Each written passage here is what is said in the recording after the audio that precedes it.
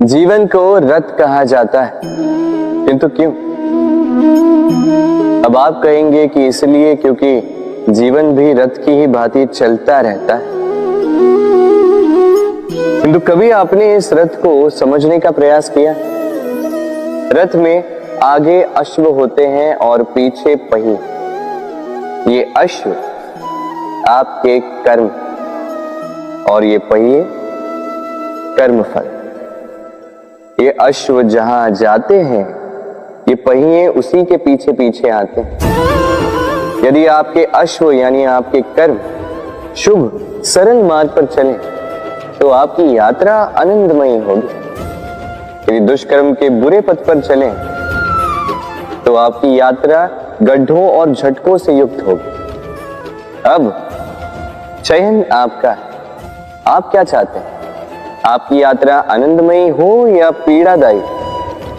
अपने कर्मों के अश्वों को नियंत्रण में रखें। फल का पहिया सदैव आपको मधुर रास ही देगा।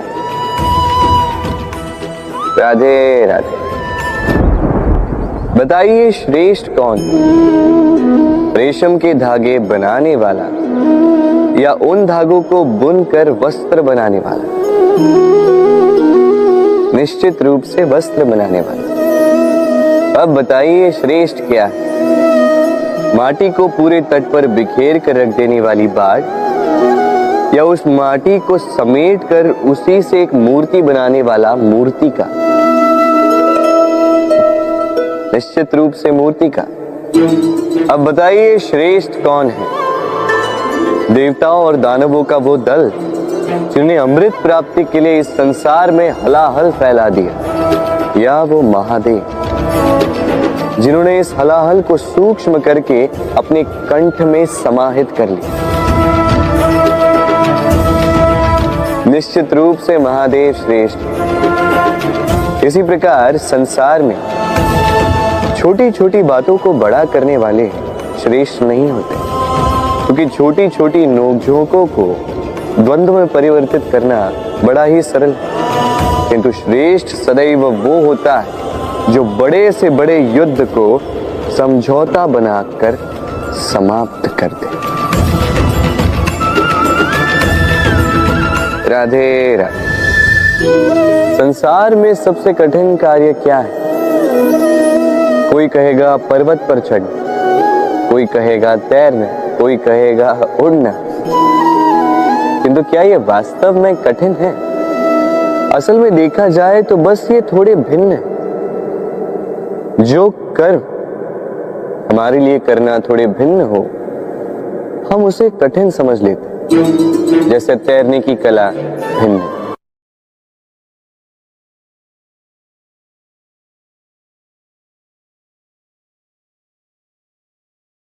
बड़े ही परिश्रम से इसे बनाती हैं, अपने शरीर के रस से इसे बुनती हैं। क्या आप इसका उद्देश्य जानते हैं? आखिर मकड़ी इन जालों में नन्ही कीटों को फंसाकर उन्हें अपना भोजन बना लेती है। और क्या आप ये बात जानते हैं कि एक दिन मकड़ी इन्हीं जालों में फंसकर मृत्यु को प्राप्त हो जाती है? बताइए क्या करते हैं आप इन जालों के साथ? दिखते ही हटा देते हैं इनका अस्तित्व, है ना? दूसरी ओर चिड़िया का घोंसला। चिड़िया भी बड़े परिश्रम से इसे बनाती है, किंतु यदि चिड़िया इसे छोड़कर चली भी जाए, उसके पश्चात भी लोग इसका विनाश नहीं करते। कारण क्या? कारण यह है कि इसका निर्माण जीवन के संचयन के लिए किया गया था, आखेट के लिए नहीं। स्मरण रखिएगा, जीवन में आपका परिश्रम कितना भी अधिक हो, यदि आपका लक्ष्य शुभ ना हो तो आपको भी विनाश पाना ही होगा। तो सृजन करते रहिए और मगन होकर कहें राधे राधे।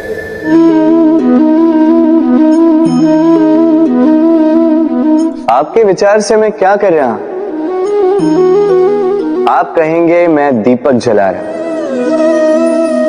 सही, किंतु प्रश्न ये उठता है कि क्या मैंने आपसे कहा कि ये दीपक है? नहीं। क्या इस दीपक ने स्वयं अपना परिचय आपको दिया? नहीं। फिर आपने कैसे जाना कि ये दीपक है? उत्तर है प्रकाश, जो स्वयं जल कर अंधकार में संसार को राह दिखाए, वो दीपक है। जो निराशा में आशा की ज्योत दिखाए, वो दीपक है। दूसरी ओर सर्प है, जो दिखे नहीं, बस फुफकार दे तो लोग भयभीत हो जाते हैं। अर्थात व्यक्ति का परिचय उसके कर्मों से मिलता है, इसलिए आपको ये बताने की आवश्यकता नहीं कि आप कौन हैं। ये आपके कर्म ही निश्चित करेंगे कि लोग आपसे दीपक समझकर प्रेम करेंगे या सर्प समझकर भयभीत रहेंगे। राधे राधे। समय कितना विचित्र होता है। समय हमारे साथ हो तो हम स्वयं को राजा मान लेते हैं। वही समय यदि विरुद्ध हो जाए तो रंक बनने में समय नहीं लगता। इसलिए मनुष्य की एक आदत होती, बुरे समय के लिए कुछ बचा कर रखता है। संबंधी, मित्र बुरे समय में साथ छोड़ देते हैं। यश, मान बुरे समय में चला जाता है। तो व्यक्ति सोचता है क्यों ना धन संचय कर। धन का तो कोई मन नहीं होता जो समय आने पर बदल जाए। संसार कहता है कि धन का संचयन करते रहो, बुरे समय में काम आएगा ही। मैं कहता हूं शुभ कर्म करते रहो, आनंदित रहो, स्वयं पर और ईश्वर पर विश्वास रखो, बुरा समय कभी आएगा ही नहीं। राधे राधे। प्रकृति ने मनुष्य को एक विशेष शक्ति दी है, अन्य जीवों से अधिक शक्ति दी, स्मरण शक्ति। यही शक्ति मनुष्य को अन्य जीवों से भिन्न बनाती, इतिहास लिखने की प्रेरणा देती, ज्ञान को पीढ़ी दर पीढ़ी आगे भी बढ़ाती, और जो भूल जाते हैं अधिकतर रूप से वो उपहास और दया के पात्र बन जाते हैं। परंतु क्या यही पूर्णतः सत्य है? नहीं। यही स्मरण शक्ति मनुष्य के विकास में सबसे बड़ी बाधा भी बन जाती, उसके चित्त को दूषित कर देती। बुरे अनुभव, किसी का दिया गया धोखा, किसी का किया गया कटाक्ष मनुष्य भुला नहीं पाता, और फिर लग जाता है प्रतिकार में। पहले समय नष्ट करता है प्रतिकार की तैयारी में, फिर समय नष्ट करता है प्रतिकार का अवसर ढूंढने में। यदि संतोष पाना है, यदि जीवन में आनंद पाना है, तो स्मरण शक्ति का सदुपयोग कीजिए। अपनी स्मरण शक्ति को केंद्रित कीजिए केवल अच्छी बातों और अच्छी यादों की ओर। जीवन में प्रसन्नता आए। राधे राधे। मनुष्य अपने परिवार के लिए क्या कुछ नहीं करता, दिन रात परिश्रम करता है ताकि अपने परिवार की आवश्यकता पूर्ति के लिए धन कमा सके। परंतु क्या केवल धन कमाना पर्याप्त है? आप कहेंगे हाँ, क्यों नहीं। धन से सब कुछ मिलता है, विद्या मिलती है, घर मिलता है, औषधि मिलती है, क्या कुछ नहीं मिलता।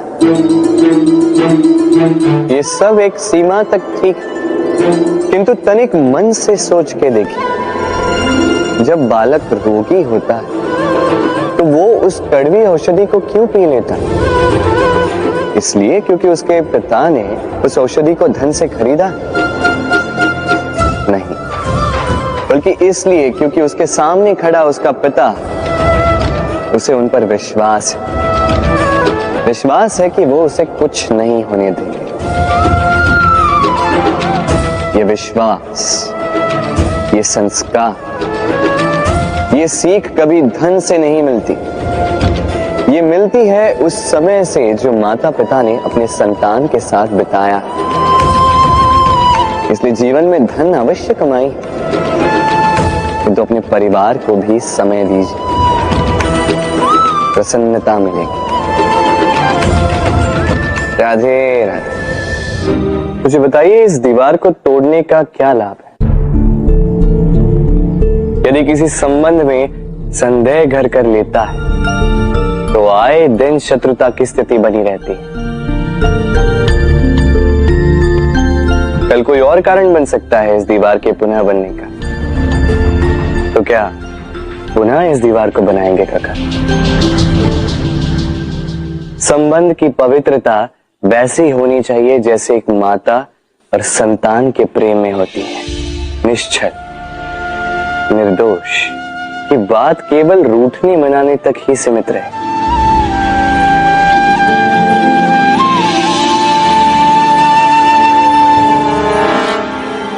और कोई भी घुसपैठिया आकर भावों को दूषित न कर पाए। ना कोई वस्तु, ना कोई परिस्थिति, ना कोई व्यक्ति,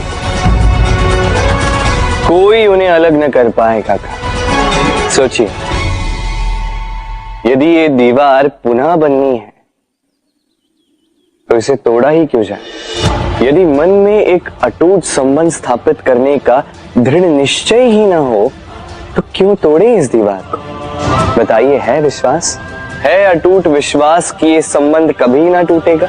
यदि है तो तोड़ दीजिए इस संसार में। अन्यथा पति पत्नी का संबंध सबसे बड़ा संबंध माना जाता है और है भी।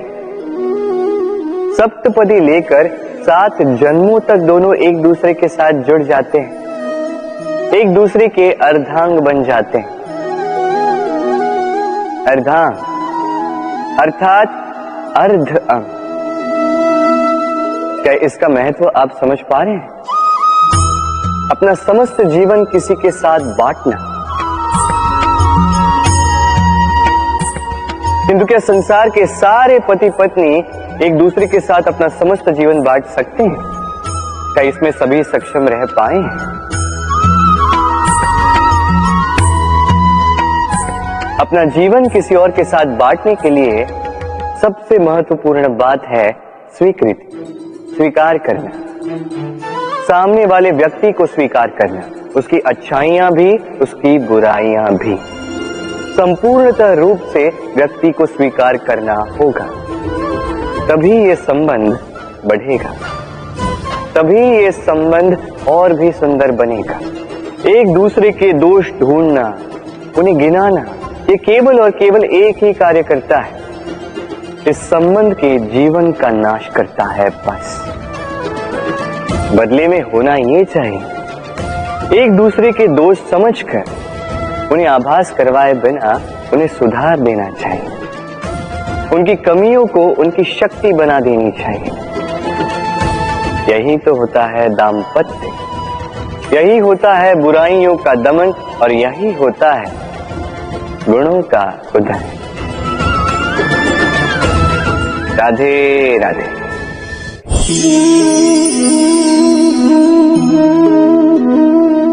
कंकड़ इतना छोटा सा कि उंगली पर आ जाए, किंतु सोचिए यदि यही कंकड़ आंख में लग जाए तो कितनी बड़ी समस्या बन जाता है। अब सोचिए ये कंकड़ आपके मार्ग में है, आप पादुकाएं पहनकर बड़ी सरलता से आगे निकल जा सकते हैं, किंतु यदि यही कंकड़ आपके पांव और पादुकाओं के बीच फंस जाए तो आप ठीक से चल नहीं पाएंगे, भले ही वो मार्ग पुष्पों से भरा क्यों ना हो। अर्थात आप बाहर की समस्याओं से, उन चुनौतियों से लड़ सकते हैं, भीतर की नहीं।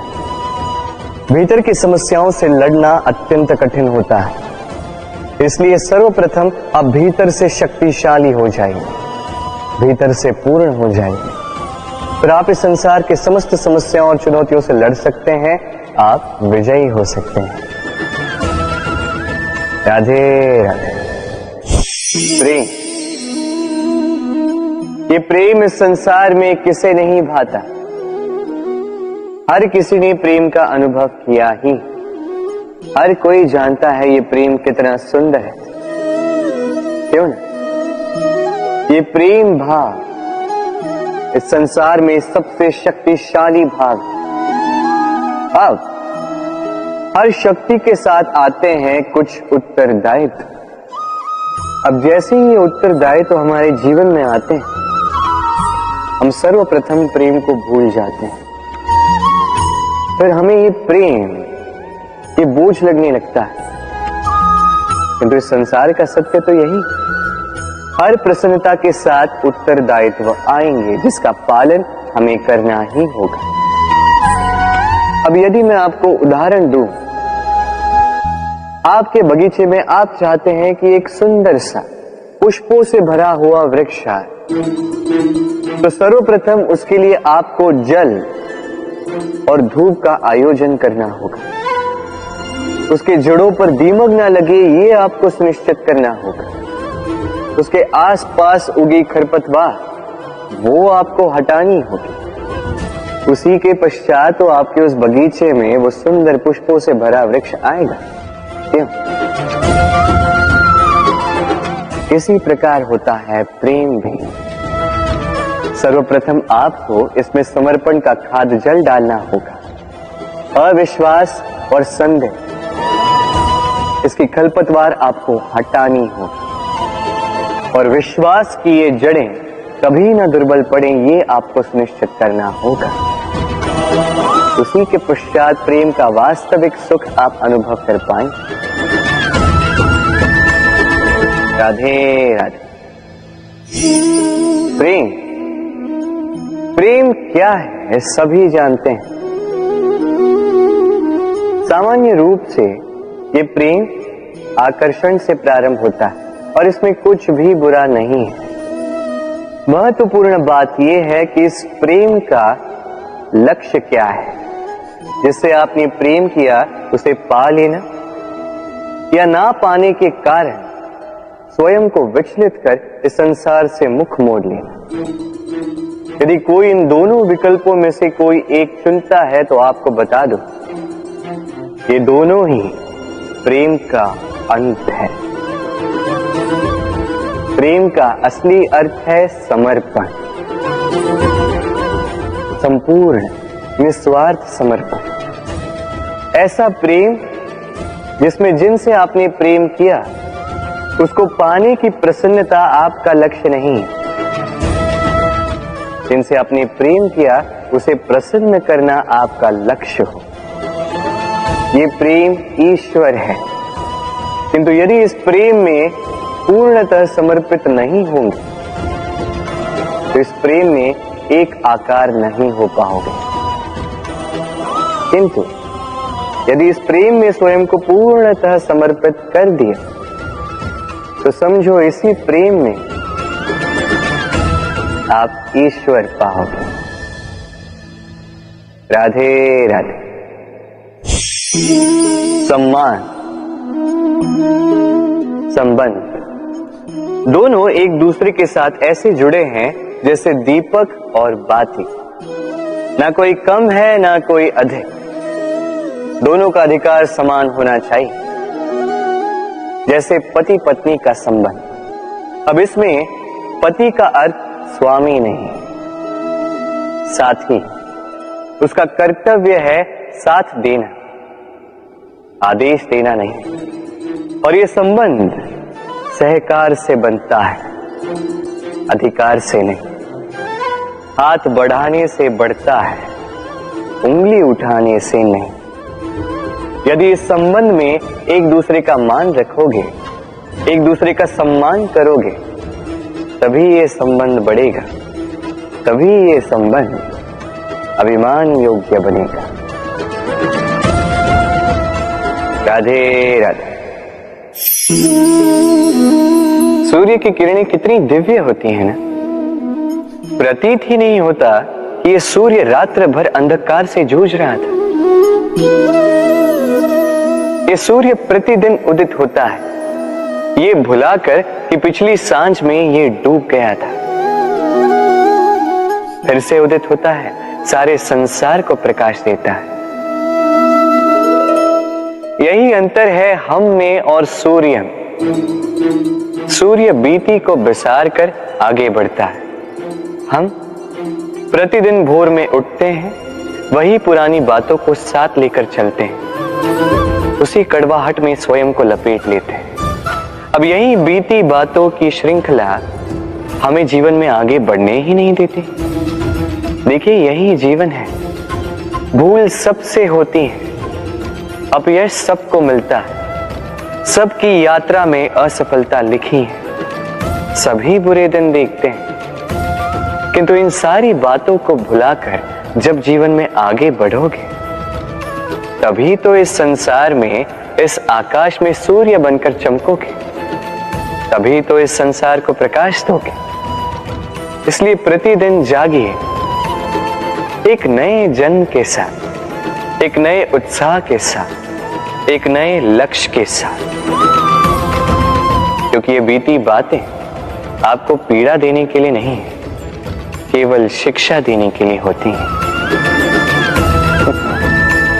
राधे राधे। नवरात्रि का पर्व आरंभ हो चुका है और ये पर्व अत्यंत भव्य है, क्योंकि ये पर्व जगत माता से जुड़ा है। मां कितना छोटा सा शब्द है, किंतु ठीक से देखो तो समस्त संसार इसी शब्द में समा है। मां जो अपनी संतान के लिए हर संभव प्रयास करती है, कुछ भी करने के लिए सज्ज रहती है। मां जिसका सबसे बड़ा गुण निश्चलता, मन में ना कोई पूर्वाग्रह, ना कोई भेदभाव, ना कोई छल कपट, और इतनी भोली होती है मां। संतान भले ही झूठा रो दे, मां को लगता है कि कदाचित वास्तव में भूख लगी होगी। मां चाहे जन्म देने वाली हो, चाहे पालने वाली, स्वर्ग, ये स्वर्ग हमें मां के चरणों के नीचे ही प्राप्त होता है। इसी मां को हमारा शत शत प्रणाम। राधे। सहनशीलता मां का दूसरा सबसे बड़ा गुण। कहते हैं कि धरती से अधिक सहनशील और कोई नहीं। उसे खोदने के पश्चात भी धरती हमें फसल देती है, किंतु मां, ये मां धरती से कम सहनशील नहीं। तनिक सोचिए, 9 माह तक संतान को अपनी कोख में रखना, क्या ये सहनशीलता कोई पुरुष दिखा सकता? क्या ये सहनशीलता कोई पिता दिखा सकता है? स्त्री में शील भले, सहनशीलता की परिभाषा उसे मां बनने के पश्चात प्राप्त होती है। स्वयं का अस्तित्व भुलाकर संतान का अस्तित्व बनाती है। शिशु की लात खाकर भी आनंद से उसे दूध पिलाती है। ये होती है मां, और इसी मां जननी को हमारा शत शत प्रणाम। राधे राधे। मां का एक और सबसे महान गुण, स्वयं को ढालने की अद्भुत शक्ति। जिस प्रकार एक मां स्वयं को ढाल सकती है और कोई नहीं कर सकता। मां एक महानदी की भांति है, जिसकी ऊर्जा असीमित है, किंतु अहंकार बिल्कुल नहीं। जिस प्रकार एक नदी ढलान के अनुरूप मुड़ जाती है, उसी प्रकार एक मां अपनी संतान के अनुरूप ढल जाती है, चाहे जैसी भी परिस्थिति हो। उसके सोने के समय के अनुरूप स्वयं का सोना, उसके जागने के समय के अनुरूप स्वयं का जगना। संतान की इच्छा का भोजन वो स्वयं का मनपसंद भोजन बना लेती। ये मां का आंचल ही तो है, जो धूप में छाप बनकर आता है, जो शीत में कंबल बनकर आता है। मां ऐसी होती है कि संतान की निद्रा ना टूटे, इसलिए एक करवट सोने का अभ्यास कर लेती, और इतना स्वयं को केवल वही ढाल सकती है जो संतान की ढाल बन सकती। इसी मां को हमारा शत शत नमन। राधे राधे। मां के दो और सबसे महान गुण, साहस और संबल। साहस ये कि वो अपने संतान के लिए कुछ भी कर सकती, और संबल ये कि वो अपनी संतान को कभी टूटने बिखरने नहीं देगी। तनिक सोचिए, जब भी आपको चोट लगती है, चीख से पूर्व मां का नाम मुख में क्यों आता है? तनिक सोचिए, जब आपको बल की आवश्यकता होती है, साहस की आवश्यकता होती है, आगे आप अपना मार्ग देख रहे हैं जो अत्यंत कठिन प्रतीत हो रहा है, तब मुख से मां की ही शपथ क्यों निकलती? क्योंकि मां ही है जो हमें साहस देती, मां ही है जो हमें सहारा देती है। मां जानती है कैसे हमारी उंगली पकड़ के हमें चलना सिखाना है। मां ये भी जानती है कि कैसे कान पकड़ के हमें उचित मार्ग पर लाना है। इसी साहसी मां को हमारा शत शत नमन। राधे राधे। कभी आपने सुना है, हिरणी सिंह से बचने के स्थान पर उससे जाके लड़ पड़ी। हिरणी ने सिंह पर आक्रमण कर दिया। कभी सुना है? कभी नहीं। किंतु ऐसा हो सकता है, ऐसा होता भी है, और ये होता तब है जब हिरणी के शावक संकट में हो। जब उन्हें सिंह से प्राणों का संकट हो, तब हिरणी भी आके सिंह से लड़ पड़ती है, उससे भिड़ पड़ती है, क्योंकि वो मां है और मां अपनी संतान के लिए कुछ भी कर सकती है। ये ममता है, ये जितनी कोमल हो सकती है उतनी ही कठोर भी हो सकती है, और अपनी संतान के हित के लिए वो क्रोध की पराकाष्ठा पार करते हुए अपनी संतान की सुरक्षा करके ही रहेगी। और इसीलिए तो मां संतान के जीवन की सबसे बड़ी ढाल कहलाती है। इसी मां को हमारा शत शत नमन। राधे राधे। करुणा। करुणा वो भाव है जिससे संसार के सारे भाव जन्म लेते हैं, और ये समस्त संसार ये मां से जन्म लेता है। मां वो व्यक्ति है जो करुणा का सागर है। संतान को देखकर ही समझ जाती है कि उसकी विडंबना क्या है, उसकी आवश्यकता क्या है। संतान के नेत्रों में यदि अश्रु दिखे, वो देखकर ही समझ जाती है कि उसके शरीर के कौन से भाग में उसे चोट लगी है। संतान के बिना कहे मां समझ जाती है कि आज भोजन में संतान क्या खाएगी। ये होती है मां। मां करुणा का सबसे बड़ा रूप है। और आज के युग में मनुष्य जो है, थोड़ा भी आगे क्यों ना निकल जाए, मां को तो पीछे ही छोड़ देता, मां को भूल ही जाता है। ये भूल आप कभी ना करें, कभी ना करें, क्योंकि मां वो करुणा है जो यदि आपके जीवन से चली गई, उसके पश्चात आप जीवन अवश्य जिएंगे, किंतु कभी जीवन जी नहीं पाएंगे। उसके पश्चात आपके जीवन से आपका ये मूल्यांकन, आपके जीवन से करुणा का ये भाव, ये भी आप खो दोगे। आपकी मां सबसे अधिक महत्वपूर्ण है। यदि मां को खो दिया तो समझ लीजिए सब कुछ खो दिया। इसलिए मां को सदैव स्मरण रखिए, सदैव उसे प्रेम दीजिए, और मेरे साथ कहें राधे राधे। आज विजयदशमी, वो दिन है जब श्री राम ने रावण का वध किया। वो दिन है जब श्री राम ने लंका पर विजय प्राप्त की। लोग कहते हैं कि ये अच्छाई की बुराई पर विजय का प्रतीक है। इसे देखने का एक और रूप भी है। जी हाँ, ये प्रेम के विजय का भी प्रतीक है, ये परिवार के विजय का भी प्रतीक है। आपको तो ज्ञात होगा ही कि रावण महाज्ञानी था, महाशक्तिशाली था, महादेव का परम भक्त था रावण। अब जो व्यक्ति कैलाश पर्वत उठा सकता था, वो व्यक्ति स्वयं एक कटे हुए वृक्ष की भांति श्री राम के चरणों में गिरा हुआ था। क्यों? क्योंकि राम के साथ लक्ष्मण था, वही रावण के साथ विभीषण भी नहीं था। एक और परिवार में बढ़ता प्रेम था, तो दूसरी ओर परिवार में बढ़ती तरह। स्मरण रखिए, यदि संसार पर विजय प्राप्त करनी है तो सर्वप्रथम परिवार में प्रेम बनाए रखना होगा। परिवार में केवल प्रेम बढ़ाइए, द्वेष कभी नहीं।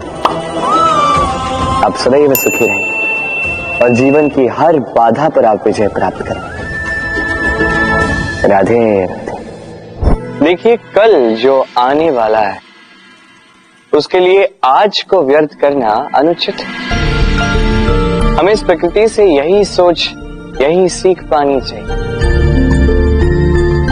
आज का ये क्षण ये कल नहीं आएगा, और कल जो क्षण आने वाला है वो आज को किसी भी प्रकार से प्रभावित नहीं करता। बस इसी सीख को ध्यान में रखते हुए आप सभी निश्चिंत रहिए। जीवन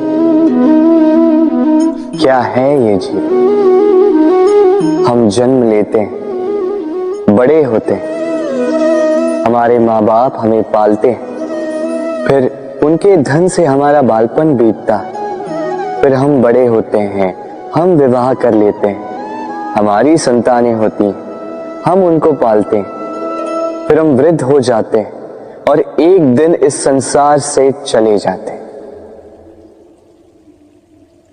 क्या यही जीवन है? आता होगा ये प्रश्न मन में कई बार, है ना?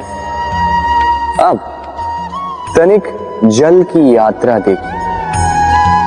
सागर से भाप बनकर उठता है, मेघ बनकर बरसता है, फिर नदी बनकर पुनः सागर में समावेश करता है। तो कभी ये प्रश्न नहीं करता कि उसका जीवन क्या है, उसका उद्देश्य क्या है। हर भाव जीता है और दूसरों के लिए जितना बन सके देता जाता। जब सागर में होता है तो असंख्य जल जीवों को जीवन देता है। जब सागर से भाप बनकर मेघ बनता है तो किसानों को आशा देता है कि फसल पुनः उपजेगी। जब वर्षा बनकर बरसता है तो इस सूखी प्यासी धरा को सींचता है, और जब नदी में होता है तो किनारों पर वनस्पतियों को जन्म देता है। तो सोचिए, क्या जल कभी ये सोचता होगा कि उसका जीवन क्या है, उसके जीवन का उद्देश्य क्या है? नहीं, वो बस अपना धर्म करता जाता और जितना हो सके सबको आनंद देता जाता। इसलिए जीवन में कभी ये प्रश्न मत कीजिएगा कि ये जीवन क्या है, इस जीवन का उद्देश्य क्या है। बस इस जीवन को जिए और जितना हो सके उतना सबको आनंद दे। मन प्रसन्न होकर बोलेगा राधे राधे।